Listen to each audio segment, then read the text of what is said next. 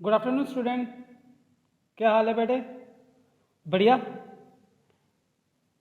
सब ठीक है, कुशल मंगल, राजी खुशी। हाँ, हमारे मारवाड़ी में बेटे ऐसे ही पूछा जाता है, राजी खुशी। ठीक है, तो चलिए आज हम लोग स्टार्ट करते हैं अपना लेक्चर नंबर 2 चैप्टर 3 का, जिसका नाम है अकाउंटिंग प्रिंसिपल्स।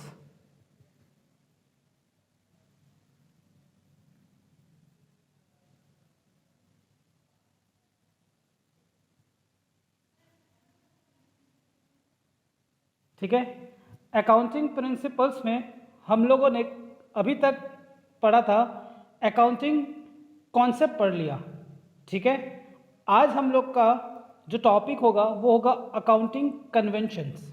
ठीक है, अकाउंटिंग कन्वेंशन।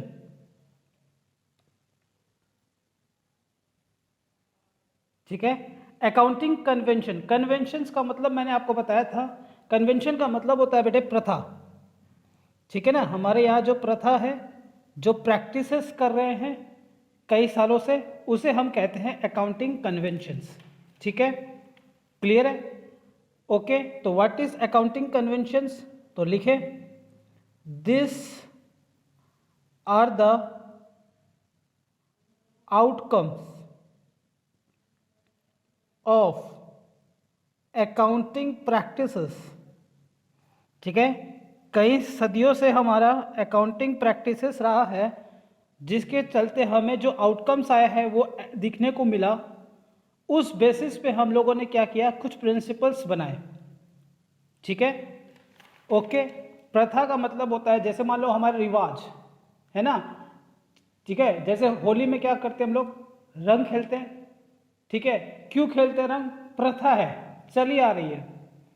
ठीक है, शगुन में 101 क्यों ही 101 ही क्यों देते हैं, 105 क्यों नहीं देते, 110 क्यों नहीं देते? सर, प्रथा है, चली आ रही है, 101 का शुभ माना जाता है, ये प्रथा है। ठीक है, तो इसी तरह हमारे जो बिजनेस के जो प्रैक्टिसेस थे, अकाउंटिंग के जो प्रैक्टिसेस थे, उसके चलते जो आउटकम्स आया, पता चला ऐसे करने से ही क्या हो रहा है, हमारा प्रैक्टिस, अगर हम ऐसे बिजनेस चला रहे हैं तो हमारा क्या हो रहा है, ये रिजल्ट निकल के आ रहा है। ठीक है, उस रिजल्ट से हमने क्या किया, प्रिंसिपल्स बनाए। ठीक है, इसमें हमारे टोटल 11 प्रिंसिपल्स है। Number 1, business entity concept.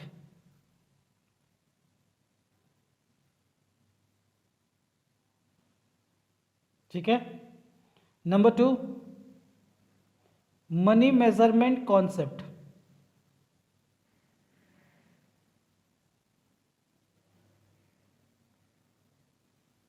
ठीक है, क्लियर है? Number 3, periodic concept.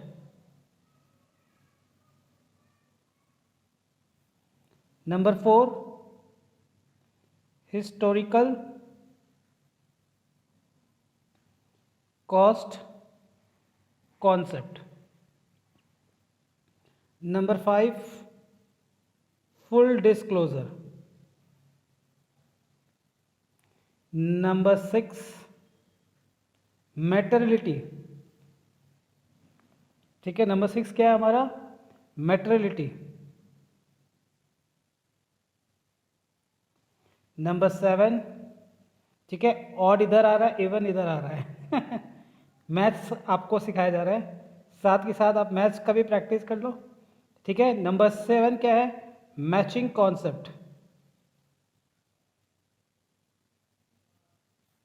Number 8, prudence और कंजर्वेटिज्म्स। नंबर 9 है ना, और इधर आएगा, number 9, dual aspect concept. Number 10, revenue recognitions. और नंबर 11, वेरीफिएबल ऑब्जेक्टिव कॉन्सेप्ट। ठीक है, घबराने की कोई बात नहीं है, बहुत सिंपल है, सारे बातें एकदम इजी है। ठीक है, एक एक करके समझेंगे, सारी बातें आपको पूरे क्लियर हो जाएगी। ठीक है, तो हमारा सबसे पहला जो कॉन्सेप्ट होगा वो होगा हमारा बिजनेस एंटिटी कॉन्सेप्ट या सेपरेट एंटिटी कॉन्सेप्ट। ठीक है, इसको थोड़ा जूम कर देते हैं।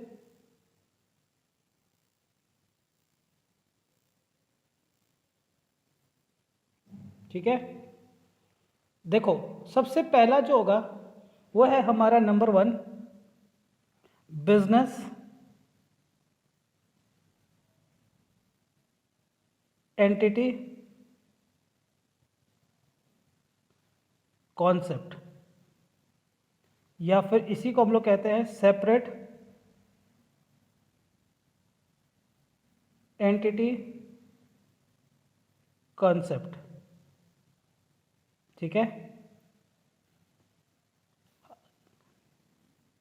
ओके।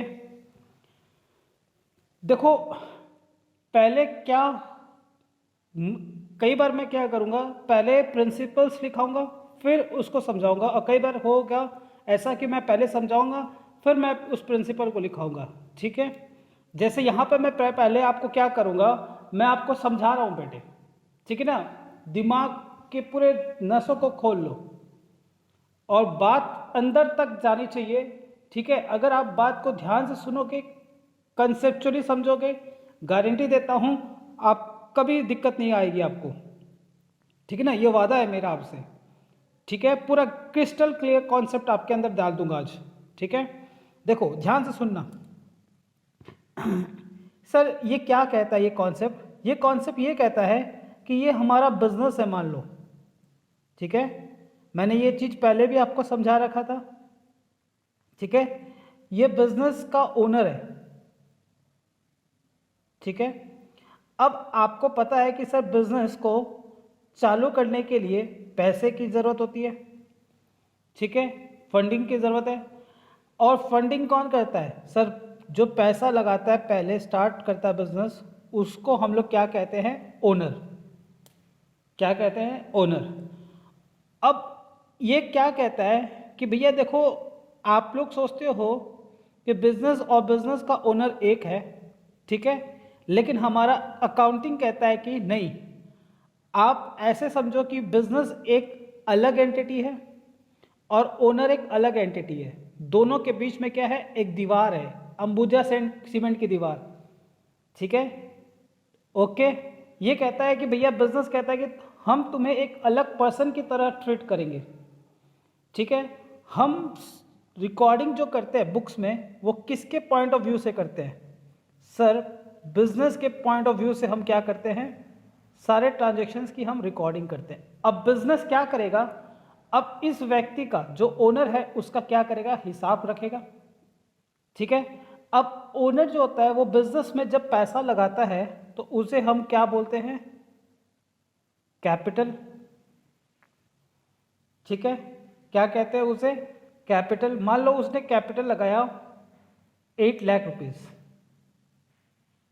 ठीक है, कैपिटल लगाया 8 लाख रुपीस का। अब ये बिजनेस के लिए क्या बन गया? बिजनेस के लिए अब ये पैसा बिजनेस में आया तो अब बिजनेस को क्या हो गया? एक टेंशन हो गया कि भैया अब मालिक का पैसा कभी ना कभी लौटाना पड़ेगा। तो ये बिजनेस के लिए क्या बन जाती है? लायबिलिटीज। ठीक है, बिजनेस के लिए क्या बन जाती है? लायबिलिटीज बन जाती है।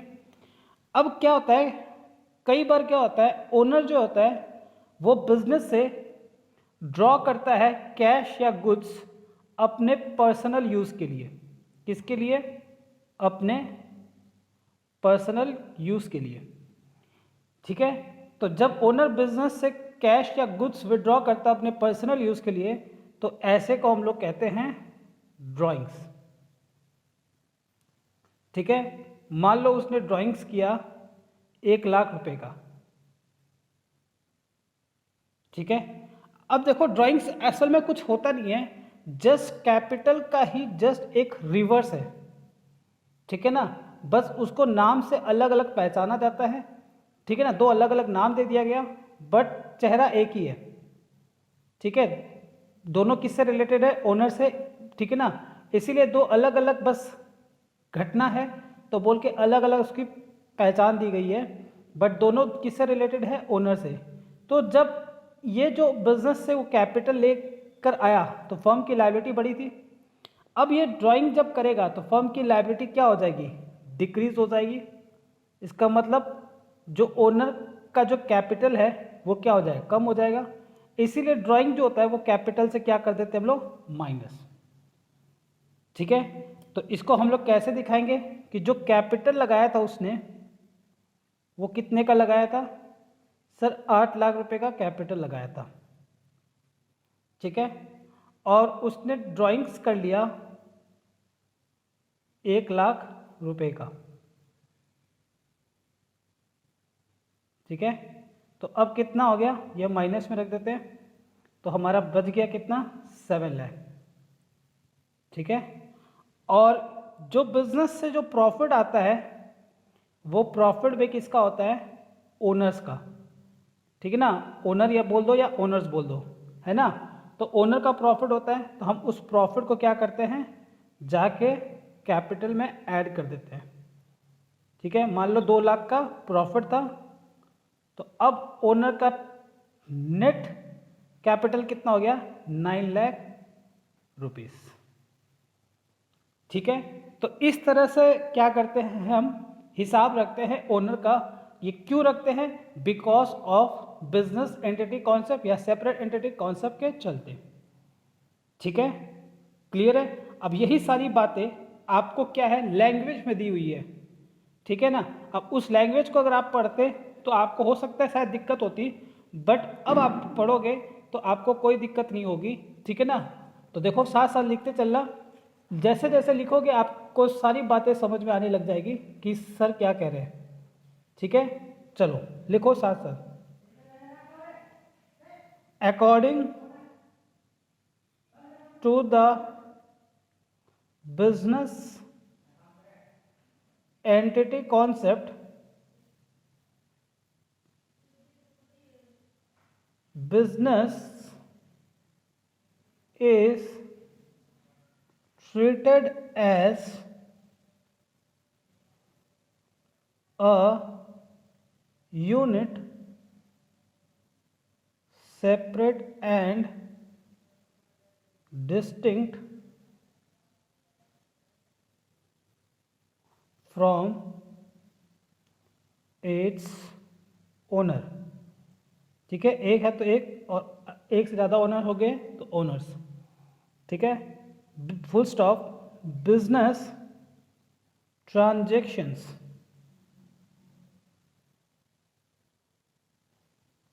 therefore are recorded in the books of accounts,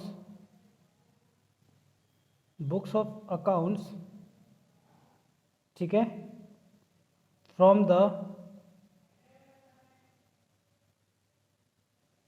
viewpoint of the business। ठीक है, क्लियर है, अब सारी बातें आपको समझ में आ रही है। ठीक है, फिर लिखे owners being regarded as separate and distinct from business,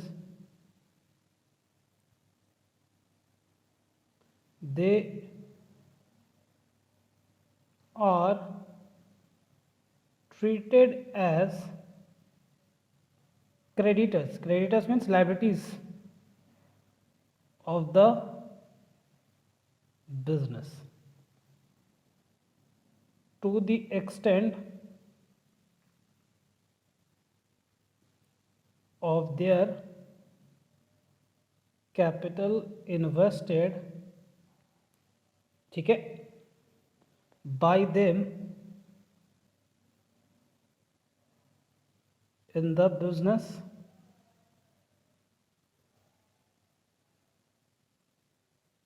and the capital is treated as liability for the business। ठीक है, क्लियर है? तो वो सारी बातें जो मैंने समझाया आपको, वो सारी बातें यही है कि बिजनेस के पॉइंट से हम बुक्स में रिकॉर्ड करते हैं। ओनर एक सेपरेट एंटिटी होता है जिसका कैपिटल जितना रहेगा, ठीक है ना, नेट कैपिटल जितना रहेगा उतना तक क्या हो जाएगी, वो लायबिलिटी बन जाती है फर्म के लिए या बिजनेस के लिए। ठीक है, क्लियर है? ओके, लिख लिया? फटाफट लिखो बेटे, देखते हैं कौन सा बच्चा पहले लिखता है। ठीक है मेरे प्यारे सोना, मेरे प्यारे बच्चे, फटाफट लिखो मेरे प्यारे बेटे। चलो ठीक है, चलो नेक्स्ट हमारा जो है वो नंबर 2, वो होता है मनी मेजरमेंट कॉन्सेप्ट। ये मैंने आपको पहले भी कई बार बताया है, ठीक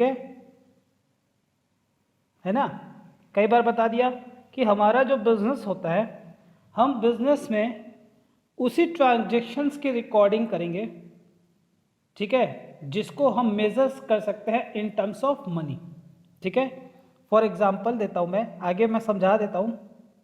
मान लो ये मेरा बिजनेस है और मैंने अपने बिजनेस के लिए 2 चेयर्स खरीदे, ठीक है, 2 सोफा खरीदा, एक कंप्यूटर खरीदा। ठीक है, ओके, क्लियर है? अब ये ट्रांजैक्शंस बिजनेस से तो रिलेटेड है, इसमें तो कोई डाउट नहीं, हमने बिजनेस के लिए खरीदा है, कोई दिक्कत नहीं है। लेकिन हमारा अकाउंटिंग क्या कहता है? हमारा अकाउंटिंग कहता है कि हम बिजनेस के उसी ट्रांजैक्शंस को रिकॉर्ड करेंगे जिसको हम मेजर कर सके in terms of money. Monthly मतलब उनकी कोई वैल्यू होनी चाहिए, उसमें पैसा कितना इन्वॉल्व हुआ है ये आप हमें बताओ। ठीक है, हम यूनिट है ये, हम यूनिट को रिकॉर्ड नहीं करेंगे, इसकी जो वैल्यू है उसे हम रिकॉर्ड करेंगे। अगर आप बता देते हो कि 2 चेयर का दाम सर 2000 रुपीज़ है, 2 सोफे का दाम सर 20,000 रुपया है, महंगा सोफ़ा है, एक कंप्यूटर 40,000 का है, ठीक है, अगर आप इनकी वैल्यू बता दोगे तो हम रिकॉर्ड करेंगे। ठीक है, आपको मैंने पहले भी बताया है कि लाइफ स्टॉक क्या होता है? लाइफ स्टॉक होता है सर जहाँ पे हम लोग बिजनेस में कई बार गाय भैंस घोड़े ये सब रखते हैं, हाँ रखते हैं, है ना। तो अगर हमारा कोई एनिमल्स, कोई जानवर जो है, कोई भी एनिमल्स अगर वो बच्चा देता है तो इसको हम रिकॉर्ड नहीं कर सकते। क्यों? क्योंकि इसमें कोई वैल्यू नहीं है।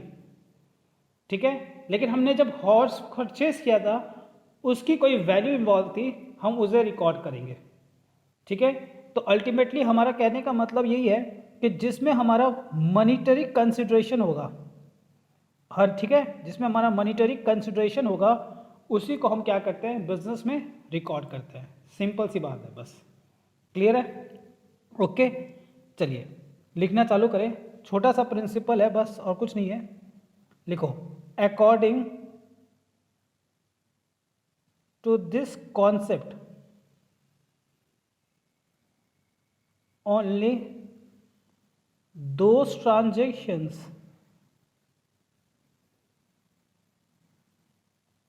and events that can be expressed in terms of money are recorded in the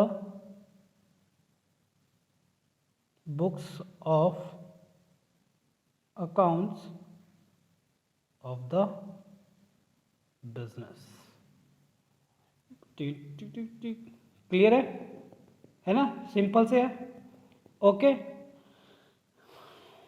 clear है सबको, आगे बढ़े। नेक्स्ट जो है हमारा वो है हमारा पीरियोडिक कॉन्सेप्ट। इतना सिंपल कॉन्सेप्ट है, सारी बातें कि जिसकी कोई हद नहीं। पीरियोडिक कॉन्सेप्ट सर ये क्या कहता है?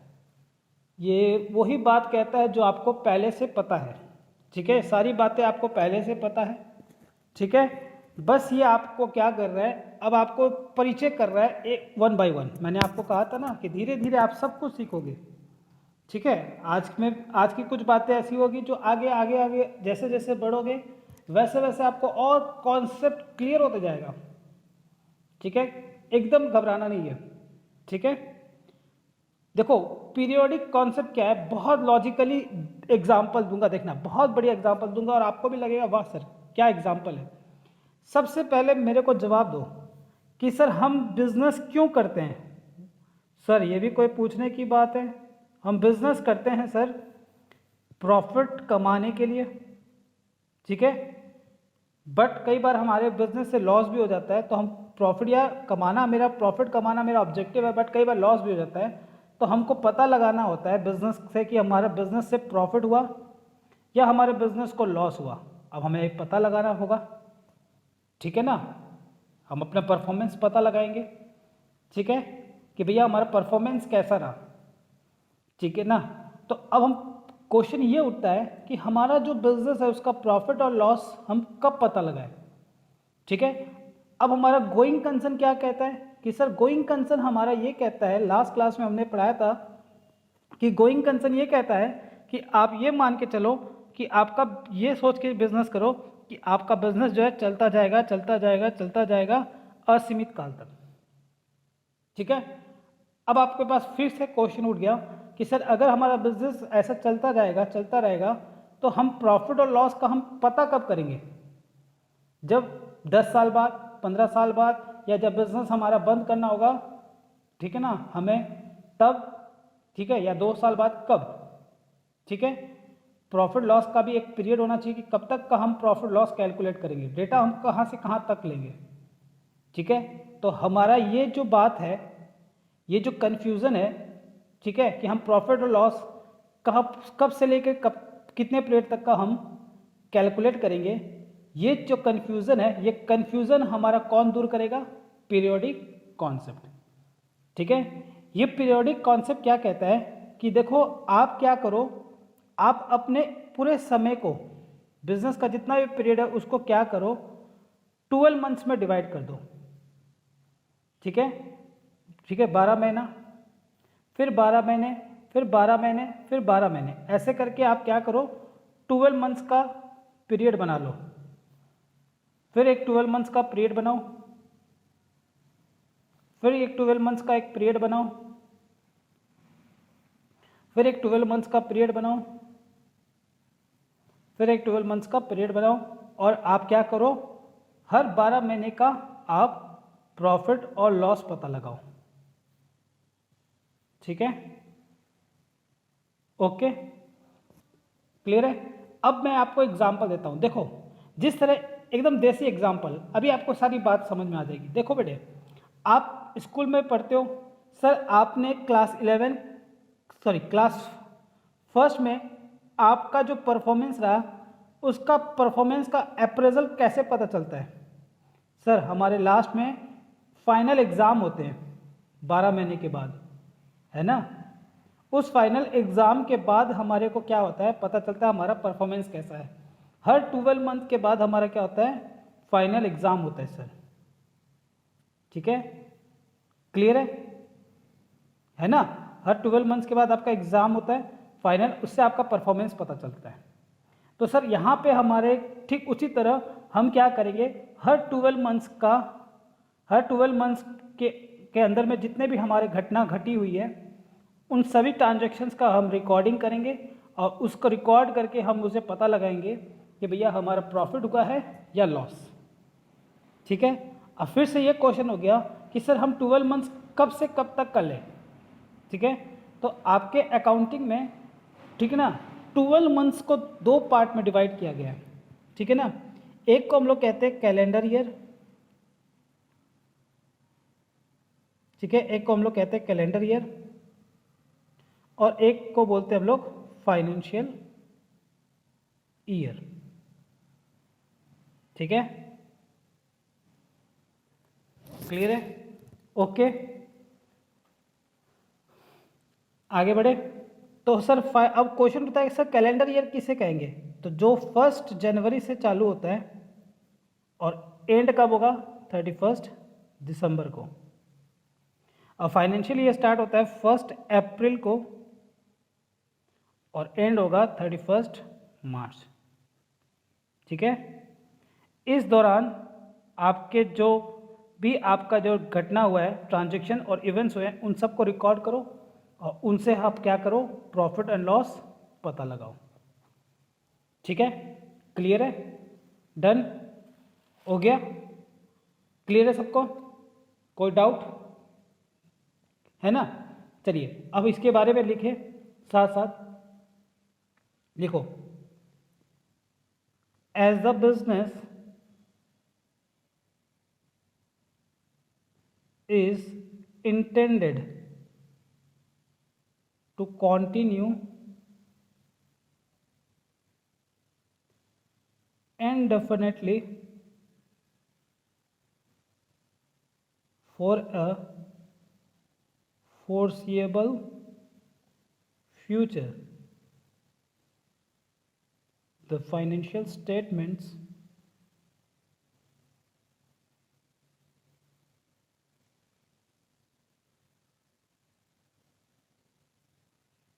of the enterprises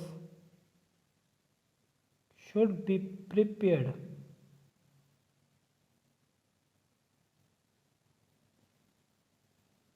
at the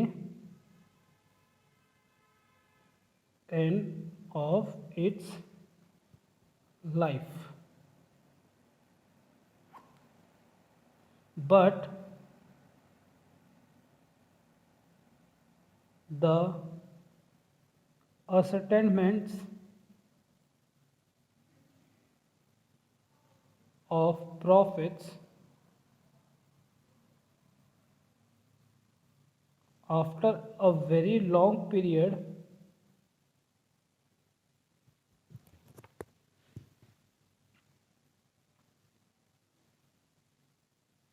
will be,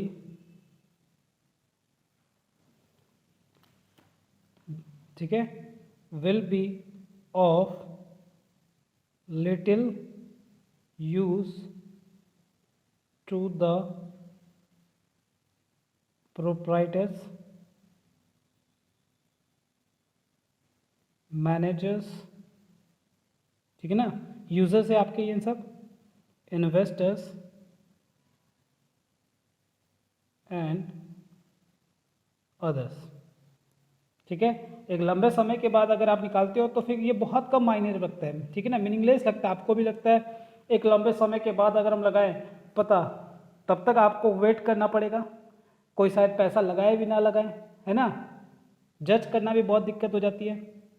तो इसीलिए क्या करेंगे, द यूजर्स ऑफ द, ठीक है, the user of the financial statements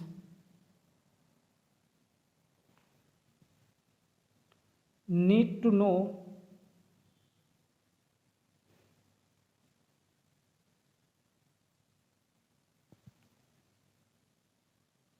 the results of the business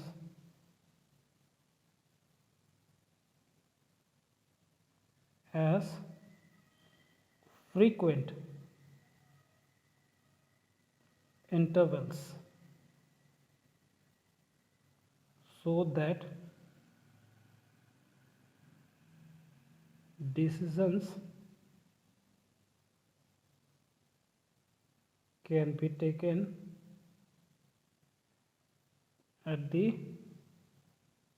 appropriate time. Thus, the cut नहीं रहा है ना बेटे, ठीक है, ये 10 है, TH, मैं इसको लिख देता हूँ, फुल स्टॉप के बाद है THUS, 10 the period,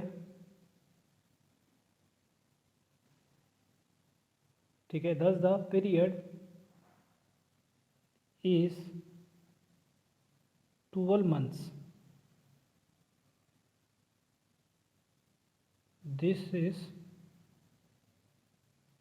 also known as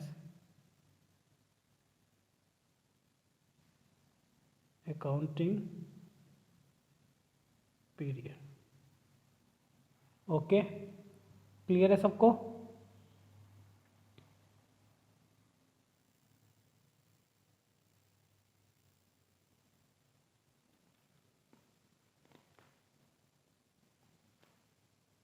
ठीक है, अब ठीक है, अब स्क्रीन में कटेगा नहीं, लिख ले।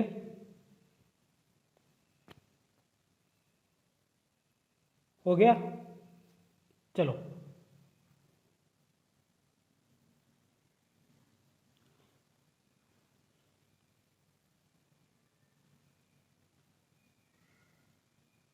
देख लिया, क्लियर है? तो चलिए बेटे, आज की क्लास यहीं तक रखते हैं, ठीक है, मिलते हैं अपने नेक्स्ट लेक्चर के साथ कल इसी समय, ठीक है, तब तक के लिए ta-ta, bye bye, thank you, have a nice day.